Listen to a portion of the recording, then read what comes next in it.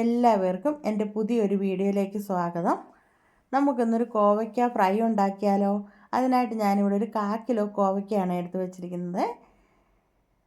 കോവയ്ക്ക ഞാൻ കടയിൽ നിന്ന് വാങ്ങിച്ചതാണ്. വാങ്ങിക്കൊണ്ട് വന്നിട്ട് നന്നായിട്ട് കഴുകി വെള്ളമൊക്കെ തുടച്ച് കളഞ്ഞ് വെച്ചിരിക്കുകയാണ്. അല്ലെങ്കിൽ വെള്ള ഈർപ്പൊക്കെ ഇരുന്നാൽ നമ്മൾ എണ്ണയ്ക്കകത്തേക്ക് ഇടുമ്പോഴത്തേനും അതങ്ങ് പൊട്ടും. അപ്പോൾ പിന്നെ നമുക്ക് അത് വലിയ പാടാണ്. അപ്പോൾ ഒട്ടും വെള്ള ഈർപ്പം എടുക്കണേ.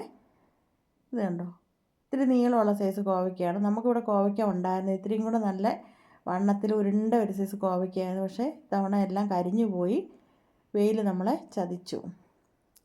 ഇനി നമുക്കിതൊന്ന് അരിഞ്ഞെടുക്കാം. വട്ടത്തിൽ അരിഞ്ഞെടുക്കുവാണെങ്കിൽ ഞാൻ കനം കുറച്ചാണ് അരിയുന്നത്. എത്രത്തോളം കനം കുറച്ച് അരിയുന്നോ അത്രയും പെട്ടെന്ന് ഇത് മൂത്ത് കിട്ടും നമുക്ക്. അല്ലെങ്കിൽ നീളത്തിൽ കീറിയിട്ട് കനം കുറച്ചരിഞ്ഞാലും മതി, ഇല്ലെങ്കിൽ ചരിച്ച് കനം കുറച്ചരിഞ്ഞെടുത്താലും മതിയേ. ഇനി നമുക്ക് ഇതെല്ലാം നന്നായിട്ടൊന്ന് അരിഞ്ഞെടുത്ത് കൊണ്ടുവരണം. ഇതുപോലെ എല്ലാം അരിഞ്ഞെടുക്കണം. കണ്ടോ, പെട്ടെന്ന് ഇത് അരിഞ്ഞെടുക്കാം. കണ്ടോ, ഞാൻ പറഞ്ഞില്ലേ ഇത്തിരി ചെറുതായിട്ട് ഒരു ചുമന്ന കളർ വന്നിട്ടുണ്ട് അകത്ത്, എന്നാലും കുഴപ്പമില്ല. ഇനി ഇതിൻ്റെ കൂടെ നമുക്ക് 2 പച്ചമുളകും കൂടെ കീറിയിടാം. ഒരുപാട് മൂത്ത പച്ചമുളകല്ല, ഞാൻ 2 എണ്ണം എടുത്തിട്ടുള്ളൂ. എരിവിൻ്റെ അനുസരിച്ച് പച്ചമുളകിൻ്റെ എണ്ണം കൂട്ടി അരിഞ്ഞിടാം കേട്ടോ. കൊച്ചു മക്കൾക്കൊക്കെ കൊടുക്കുന്നതാകുമ്പം നമുക്ക് അവർക്കൊക്കെ ഒത്തിരി എരിവ് വേണ്ടല്ലോ. അരിഞ്ഞെടുത്ത് വെച്ചിട്ടുണ്ട്. കണ്ടോ, ഇതുപോലെ നല്ല ഭംഗിയുണ്ട് കാണാൻ തന്നെ അല്ലേ അരിഞ്ഞു വെച്ചേക്കുന്നത്.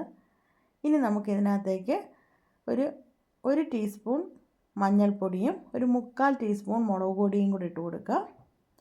പിന്നൊരു 1/2 ടീസ്പൂൺ ഉപ്പും കൂടെ ഇട്ട് കൊടുത്തതിന് ശേഷം കൈ വെച്ച് നന്നായിട്ട് തിരുമിയെടുക്കണം. ഇനി നമുക്ക് പിന്നെ പച്ചമുളക് മാത്രമാണെങ്കിലും ഇട്ട് ഫ്രൈ ചെയ്യാം കേട്ടോ. അല്ലെങ്കിൽ മുളക് പൊടി മഞ്ഞൾപ്പൊടി ഇട്ടാണെങ്കിലും ഫ്രൈ ചെയ്യാം. പിന്നെ ചിലർ കുരുമുളക് പൊടി ഇട്ട് കൊടുക്കും. ഇതുപോലെ നന്നായിട്ടൊന്ന് ഇളക്കി ഒരു 5 മിനിറ്റ് വയ്ക്കാം. വച്ചതിന് ശേഷം നമുക്കൊരു ചീനിച്ചട്ടിയൊക്കെ എടുത്ത് വയ്ക്കാം അടുപ്പത്ത്. ചീനിച്ചട്ടി ആകുമ്പോൾ പെട്ടെന്ന് ഫ്രൈ ചെയ്ത് കിട്ടുമേ, അതുകൊണ്ടാണ് ഞാൻ എടുത്തത്. ചട്ടിയൊക്കെ ഒന്ന് ചൂടായി വന്നിട്ടുണ്ട്. ഇനി അതിലേക്ക് നമുക്ക് വെളിച്ചെണ്ണ ഒഴിച്ചു കൊടുക്കാം. വെളിച്ചെണ്ണ ഒഴിച്ചു കൊടുത്തു. എണ്ണയൊക്കെ ചൂടായി വന്നിട്ടുണ്ട് നന്നായിട്ട്. അതിലേക്ക് നമുക്ക് കോവയ്ക്ക ഇട്ട് കൊടുക്കാം. കോവയ്ക്ക ഇട്ട് കൊടുത്തിട്ടുണ്ട്. ഇനി ഗ്യാസിൻ്റെ ഫ്ലെയിം അങ്ങ് കുറച്ച് വെക്കണം. പെട്ടെന്നല്ലെങ്കിൽ കരിഞ്ഞു പോവും, മൂക്കത്തില്ല. കണ്ടോ, നമുക്ക് ഇടയ്ക്കൊന്ന് ഇളക്കി ഇട്ട് കൊടുക്കണേ. ഇതൊന്ന് മൂത്ത് വന്നിട്ടുണ്ട്. കണ്ടോ, ഇനി നമുക്കിതൊന്ന് കോരിയെടുക്കാം. കോരിയെടുത്ത് വെച്ചിട്ടുണ്ട്. ഇനി അടുത്ത ബാച്ചും കൂടെ നമുക്ക് ഇട്ട് കൊടുക്കാം. അതും ഇതുപോലെ നമുക്കൊന്ന് ഫ്രൈ ചെയ്ത് കോരിയെടുക്കാം. കണ്ടോ, അതും ഇട്ട് കൊടുത്തിട്ടുണ്ട്.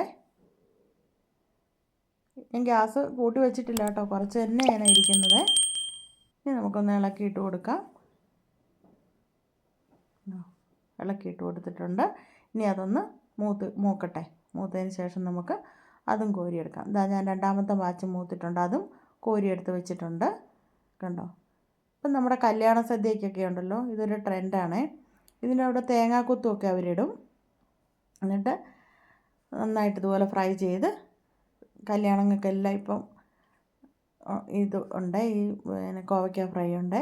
ഞാനിപ്പോൾ ഇതിൻ്റെ കൂടെ ഇത്തിരി കറിവേപ്പിലയും കൂടെ ഒന്ന് ഫ്രൈ ചെയ്തിട്ട് കൊടുത്തിട്ടുണ്ട്. കണ്ടോ, നല്ല ഭംഗിയുണ്ടല്ലേ കാണാൻ. ഇത് സ്കൂളിലെ കുഞ്ഞുങ്ങളൊക്കെ സ്കൂളിൽ പോകുന്ന സമയത്ത് ഒരു 2 or 3 കോവയ്ക്ക എടുത്തിട്ട് വേഗം രാവിലെ ഇതുപോലൊന്ന് ഫ്രൈ ചെയ്ത് കൊടുത്താൽ അവർ ചോറൊക്കെ നന്നായിട്ട് കഴിച്ചോളും. നല്ലൊരു വീഡിയോയുമായി അടുത്ത ദിവസം കാണാം. Okay, by.